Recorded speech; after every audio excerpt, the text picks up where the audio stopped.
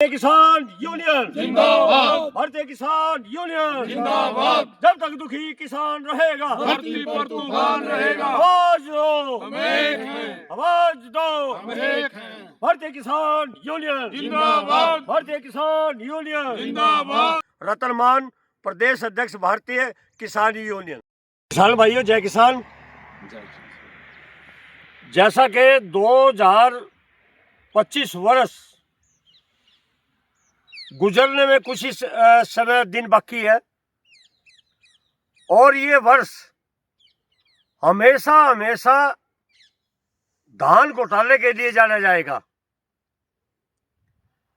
और इस वर्ष में सरकार की गलत नीतियों ने, सरकार की बेरुखी ने किसानों को रुला के रख दिया है।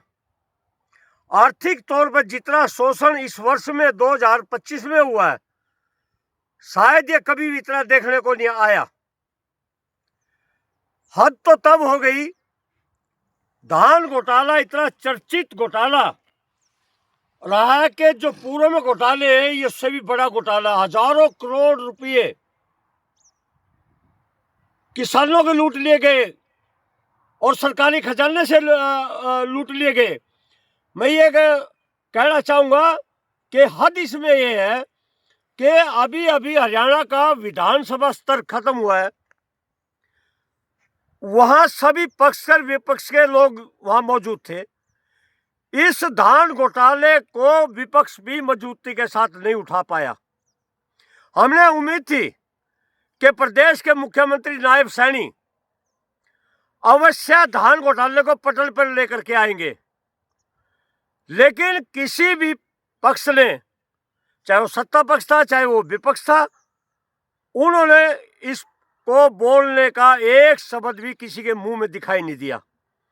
आखिर मामला क्या है किसान भाइयों? मैं इस वर्ष के जाते जाते आपसे ये बात कह रहा हूं कि हमें लूट लिया गया, हम लूट गए और लूट करके चैन से अपने घरों बैठ गए। ये बड़ा सोचने का वक्त है, बड़ा अड़ने और लड़ने का और आंदोलन करने का वक्त है।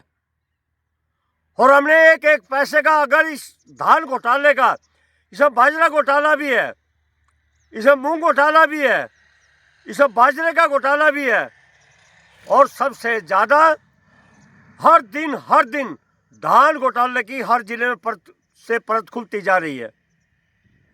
आखिर मेरे हरियाणा की सरकार खामोश क्यों है?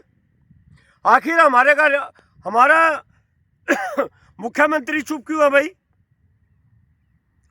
उनकी आंखों की देखते देखते, पूरे सब की देखते देखते इतना बड़ा घोटाला हो गया। आर्थिक तौर पर किसानों की कमर तोड़ के रख दी।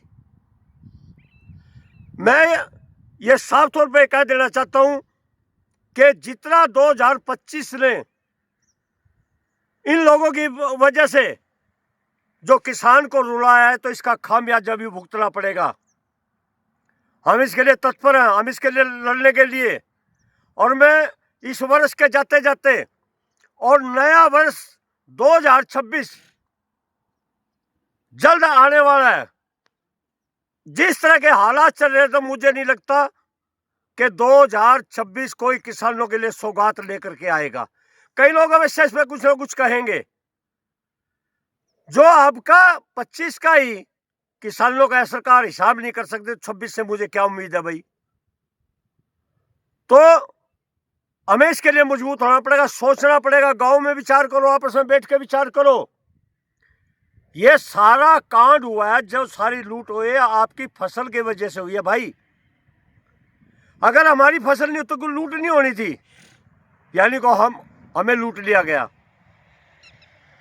तो ज्यादा मैं कोई उम्मीद नहीं है, खासतौर से सरकार से उम्मीद नहीं है कि कुछ नए वर्ष में कुछ किसानों के लिए नया आएगा।